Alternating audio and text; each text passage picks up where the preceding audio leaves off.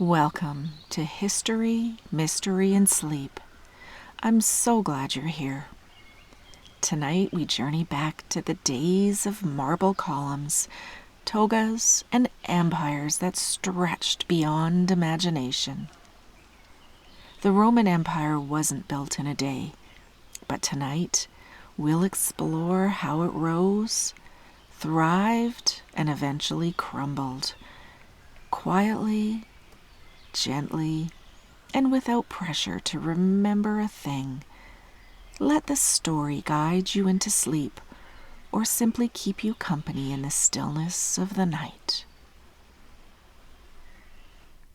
Long before Rome ruled the world, it lived in myth. They say it all began with two brothers, twins, Romulus and Remus. In the heart of ancient Italy, a storm raged. Rhea Silvia, a Vestal virgin sworn to chastity, trembled in fear. The powerful god Mars had visited her in a dream, leaving her pregnant with twins, a forbidden act for a woman dedicated to the goddess Vesta. When King Romulus, Rhea Silva's power-hungry uncle, discovered her secret, dread filled his heart. The twins, he feared, could one day challenge his stolen throne. And so, Romulus issued a cruel decree. The infants, Romulus and Remus, were placed in a wicker basket and abandoned on the unforgiving waters of the Tiber River. Rain lashed the basket as it bobbed downstream, the cries of the helpless twins swallowed by the roar of the current. But fate had other plans. The basket miraculously lodged itself at the foot of the Palatine Hill. A she-wolf known as Lupa found the crying babies and cared for them, nurturing them with her milk. The river, once a symbol of peril, now cradled the twins in its gentle current, carrying them towards a new life. A shepherd, his heart touched by the sight of the wolf caring for the infants, took them in. He and his wife raised Romulus and Remus as their own, the twins thriving under their loving care. Years passed. The brothers grew into strong, courageous young men, renowned for their leadership and their adventurous spirit. Whispers of their unknown past reached their ears, sparking a curiosity that led them to unravel the truth of their birth. One fateful day they confronted King Romulus. A fierce battle ensued, the years of pent-up anger fueling their every move. In the end, justice prevailed. Romulus and Remus, rightful heirs to the throne, reclaimed their birthright, slaying the tyrant who had wronged them and their mother. But with victory came a new challenge. Romulus and Remus, both brimming with ambition, disagreed on the location of their new city. Romulus envisioned it atop the Palatine Hill, while Remus favored the Aventine Hill. To settle the dispute, they turned to the gods, interpreting the flight patterns of birds. Romulus claimed to have seen 12 vultures, a more favorable sign, while Remus argued he had seen 6. Romulus, claiming a more favorable omen, declared his chosen spot blessed by the heavens. Romulus, declaring his interpretation as the divine will, proceeded to build a wall around the Palatine Hill. And Remus, in a fit of anger and disbelief, jumped over the newly built wall, an act considered disrespectful. According to some versions of the myth, Romulus killed Remus in a rage, while others claim he sentenced him to death for defying the city's boundaries. Grief and regret clouded Romulus's victory. However, he named the city Rome, a monument to his own existence, and he established the city's laws and customs, laying the foundation for the Roman Empire. Whether true or not, the story mattered. You see, Romans believe in destiny, in strength, in sacrifice, in being chosen by the gods. The city Rome rose on 7 hills, surrounded by forests and fed by the silver thread of the Tiber. Before the Republic, Rome was ruled by kings. After Romulus, 6 more kings took the throne, some Roman, some Etruscan. These monarchs built temples, established religious traditions, and created the first Roman laws. One king, Numa Pompilius, was said to be wise and peaceful, bringing order through ritual and worship. Another, Servius Tullius, is credited with organizing Roman society into classes and expanding the city walls. But the final king, Tarquin the Proud, ruled with arrogance and cruelty. His actions and a scandal involving his son led to outrage and ultimately to revolution. The people rose, expelled the king, and vowed never again to be ruled by one. The Roman Republic began around 509 BCE. After centuries of kings, the Romans sought a new way to govern, a system that would prevent any one person from holding too much power. They created a republic, which means public matter. Power was placed in the hands of elected officials, and leadership was shared, not inherited. No more kings, they said. Power would now belong to the people, at least in theory. Instead of monarchs, Rome had 2 consuls elected each year, and the Senate, made up of wealthy patricians who advised and influenced decisions. It wasn't always equal. The common people had to fight for rights over time. They gained the power to elect tribunes who could veto laws that harmed them. And still Rome grew strong. Its army was disciplined. Its roads stretched outward.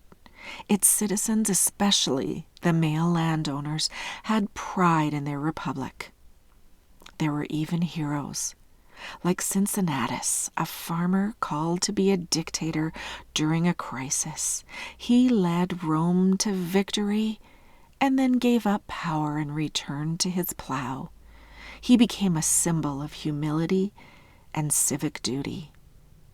This system, imperfect but resilient, helped Rome expand. By the late 3rd century BCE, Rome had extended its reach far beyond its 7 hills. It now controlled nearly the entire Italian peninsula, from the rolling fields of Tuscany to the coastal villages of Calabria. While it wasn't yet an empire, Rome's influence stretched from sea to sea, a rising power quietly reshaping the map of the ancient world. But ambition has a way of testing systems, and soon one man would rise above the rest. His name, Julius Caesar. Julius Caesar was brilliant, charismatic, ambitious, and in the final years of the Roman Republic, he became its most powerful figure. He conquered Gaul, bringing vast wealth and glory to Rome. But when he was ordered to disband his army and return to Rome alone, Caesar instead crossed the Rubicon River with his troops. It was a quiet but powerful statement. He would not give up power. Civil war followed, and Julius Caesar emerged victorious. His legions adored him. Though Caesar was loved by many, the Senate watched him with growing concern. He took more and more power into his own hands. He appointed himself dictator for life. He ignored their voices, and in a city that had sworn it would never again have kings, Caesar felt like a man who was reaching for a crown, and they feared what might come next. And so, on the Ides of March, they stopped him. The Ides of March, March 15th, 44 BCE, Caesar was assassinated in the Senate. 23 stab wounds. Sadly, one from a friend. They thought that killing Caesar would bring the Republic back to life, but Rome had already changed. The people didn't want the old ways, they wanted order, and Caesar, for all his ambition, had given them that. After his death, chaos followed. Power slipped through the Senate's fingers, and in the silence that followed, a new kind of leader stepped forward. Not a king, at least not in name, but something close. An emperor. The age of emperors had begun, and Julius Caesar's grandnephew, Octavian, rose to power. Octavian was just 18 years old when Julius Caesar was assassinated. He wasn't a general, he wasn't a senator, but he had one very powerful thing: Caesar's name. Julius Caesar had adopted Octavian as his legal heir. That made him the rightful successor, not just to Caesar's estate, but to his influence. Octavian began calling himself Gaius Julius Caesar Octavianus. It tied him directly to the fallen leader the people loved. He paid out Caesar's promised gifts to the Roman people from his own funds, winning their loyalty. Octavian joined forces with Mark Antony and Lepidus in what was called the Second Triumvirate. Together they defeated Caesar's assassins, and eventually he went to war with Mark Antony and Cleopatra. After defeating them at the Battle of Actium in 31 BCE, Octavian was the last man standing. But he didn't declare himself king. Instead, he asked the Senate to restore the Republic, while keeping all the power himself. In 27 BCE, they gave him the title Augustus, meaning the revered one, and Rome became an empire. Under Augustus, Rome entered the Golden Age. The Pax Romana, or Roman peace, lasted for over 2 centuries. Roads linked the empire. Aqueducts carried fresh water to cities. Art and literature flourished. Temples and amphitheaters rose from stone. Rome became not just a city, but an idea, a civilization that stretched from Britain to Egypt, from Spain to Syria. It was magnificent and massive. And within it, ordinary people lived ordinary lives, some comfortable, some not. all beneath the shadow of emperors. Let's walk with them for a moment. Imagine the cobbled streets beneath your feet, the scent of bread breaking in the morning, the sound of sandals against stone. Rome was alive. At sunrise, vendors opened their stalls, markets buzzed with chatter, traders, farmers, families, olives, wine, honey, cloth, glass. Bargaining was part of the ritual. Public baths were a central part of life. They were places to cleanse the body and share the latest gossip. Warm water, steam, marble benches, a place to linger. Houses varied greatly. The wealthy lived in spacious villas with courtyards and gardens. The poor in crowded apartments called insulae, several stories high, often made of wood and prone to fire. Meals were simple: bread, cheese, lentils, and sometimes fish or meat. In wealthier homes, dinners could stretch for hours with many courses and much entertainment. Children learned reading, writing, and rhetoric. At least the boys did. Girls were often educated at home, if at all. Family and social duty were central. At night, oil lamps flickered in doorways. Musicians played in taverns. The city, though quieter, never fully slept. And always, above it all, loomed the Forum, the Colosseum, and the temples of the gods. Life in Rome was full, ordered, ritualized, and yet, under the surface, change stirred, for no empire lasts forever. Some emperors ruled with wisdom. Augustus, the first, was cautious, thoughtful. He restored order, he built monuments, and promoted peace. Marcus Aurelius, a philosopher king, wrote reflections on life and duty while leading armies at the front. But all were not so noble. Nero, infamous for his extravagance, was said to have played music as Rome burned. He built a golden palace over the ruins. Caligula, once beloved, became feared. Stories say he made his horse a senator and ordered the moon to be captured.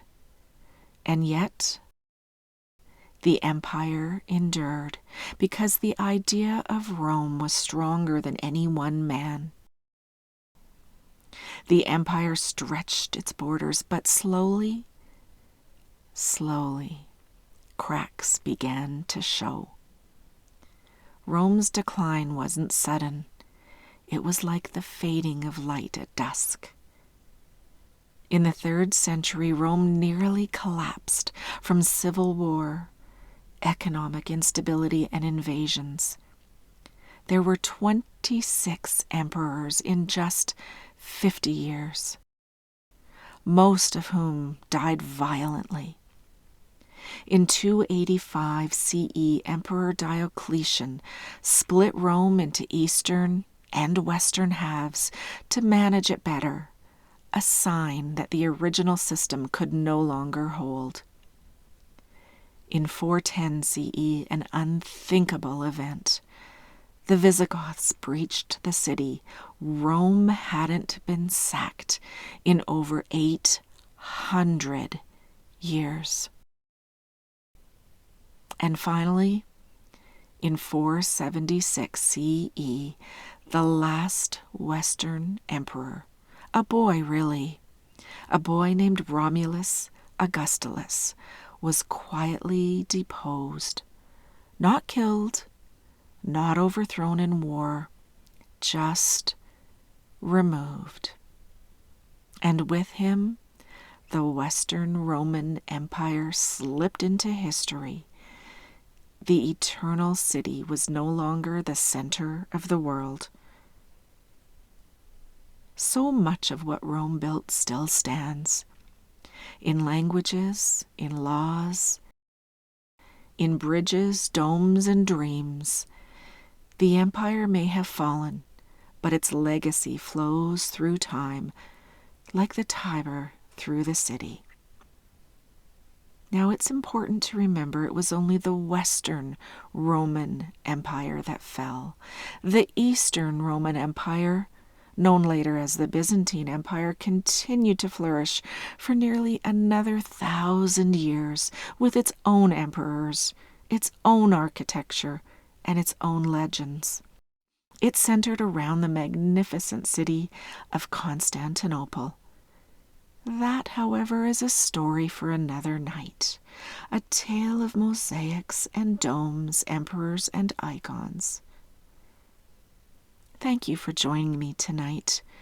May your rest be peaceful and your dreams vast as the empire Rome once ruled. Good night.